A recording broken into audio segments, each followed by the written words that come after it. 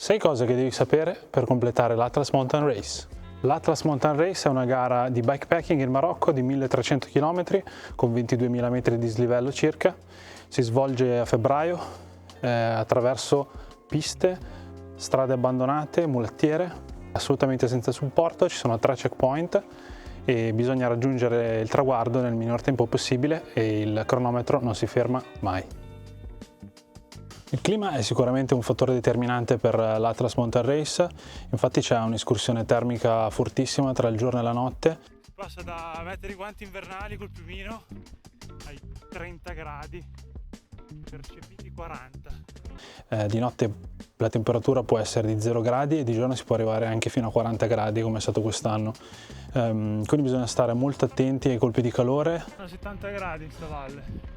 E reintegrare molto bene i sali, infatti si suda tantissimo, quindi reintegrare con i sali specifici oppure anche mangiando cibi molto salati come patatine o snack che funzionano allo stesso modo. Lungo il percorso non troverete neanche un albero, quindi sarà molto difficile proteggersi dal sole che a mezzogiorno sarà veramente verticale sopra la vostra testa. Quindi bisogna stare molto attenti, magari portarsi come una bandana da mettere sotto il casco per potersi coprire.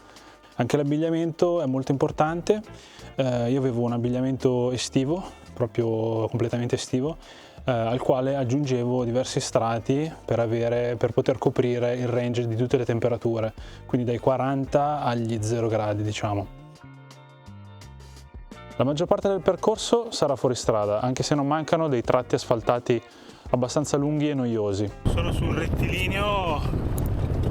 Sinceramente non so quanti chilometri possono essere, ma infinito.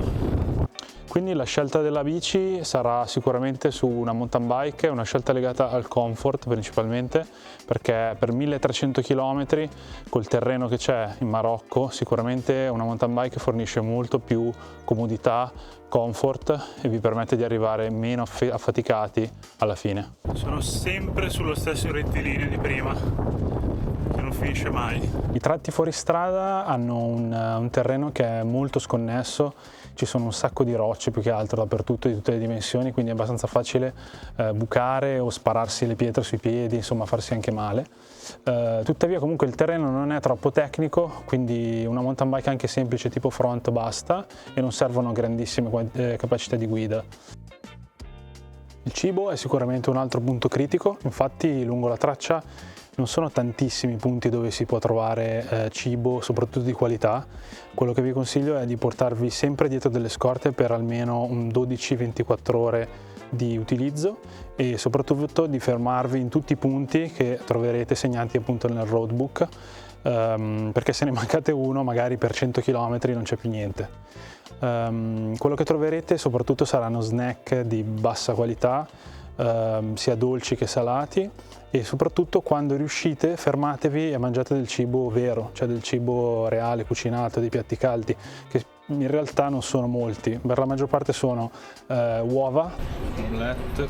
cioè omelette, che è la cosa più facile da trovare, che si trova in quasi tutti i posti, Una bella omelette.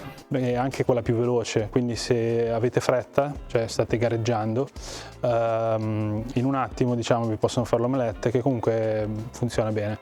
L'altra alternativa ad esempio sono le tagine, che però non trovate assolutamente dappertutto e comunque in ogni caso ci mettono parecchio per cucinarle, quindi non è proprio un'ottima scelta. D'altra parte nei checkpoint invece troverete sicuramente più cibo in maniera più semplice. L'unica cosa è diciamo adattarsi, anche appunto la capacità dell'adattamento al luogo, al cibo è fondamentale per riuscire ad andare avanti e magari stare anche un po' attenti a non mangiare cose crude, sempre per non ammalarsi, per non avere problemi. Come potete immaginare in Marocco non è semplice trovare acqua in giro, essendo un paese estremamente arido, quindi diventa fondamentale segnarvi tutti i punti che l'organizzazione dà nel roadbook su una mappa a portata di mano, per potervi così fermare in ognuno di essi e fare scorte. È molto importante avere una scorta idrica sufficiente anche per passare i tratti più remoti fino a 100 km. Il minimo indispensabile secondo me sono 4 litri almeno, che io avevo suddivisi in 2 litri nella sacca idrica, nello zaino, e 2 borracce, una da 900 e una da 700 ml. Può essere consigliato anche avere dei sistemi di purificazione. Io di emergenza mi sono portato queste pastiglie della Katadyn, altrimenti esistono dei filtri da aggiungere a bottiglie o diversi sistemi di purificazione dell'acqua.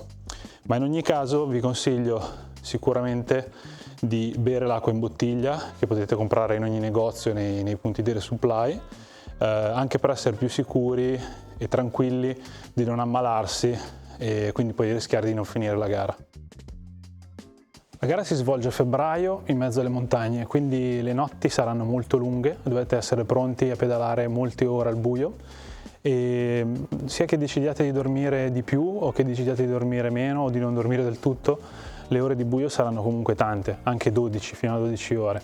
Molto importante la scelta delle luci. Io ho utilizzato una luce a dinamo che mi permetteva di avere sempre luce a disposizione in qualunque momento, non aver mai il problema di doverlo ricaricare tramite powerbank, e quindi ci si toglie un pensiero dalla testa. È importante avere una luce di backup. Io avevo una luce sul casco che è fondamentale per compiere azioni normali, come ad esempio di emergenza, come ad esempio quando si buca una gomma di notte, con la luce sul casco si può vedere cosa si sta facendo, o quando si prende qualcosa dalla borsa. L'importante comunque è avere delle luci di cui vi fidiate ciecamente, perché se vi trovate nel mezzo del deserto di notte al buio non è il massimo.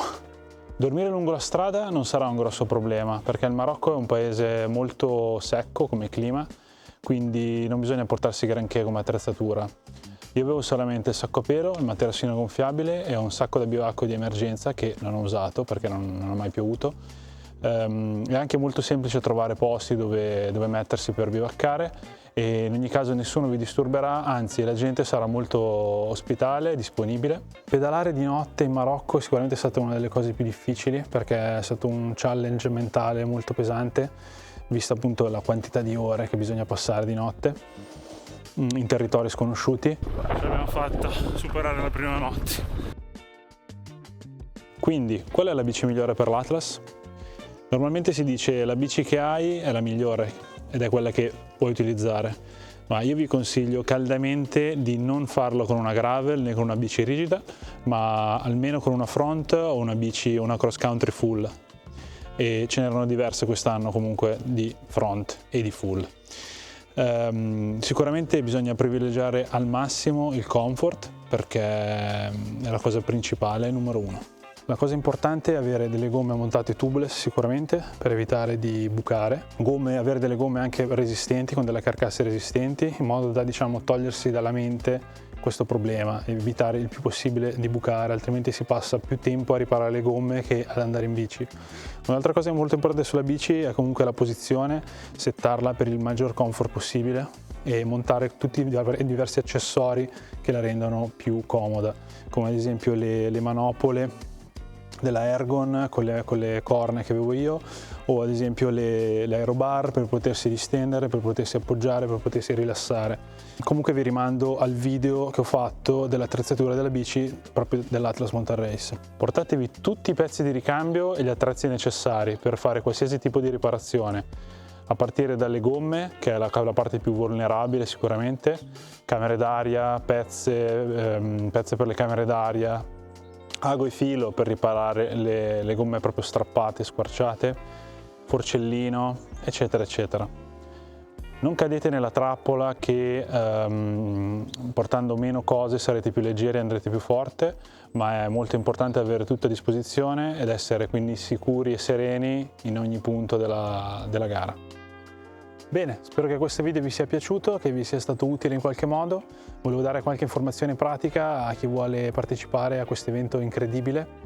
L'Atlas per me è stata un'esperienza pazzesca e spero di parteciparci ancora, magari l'anno prossimo, chi lo sa. Niente, saluti a tutti, ci vediamo alla prossima.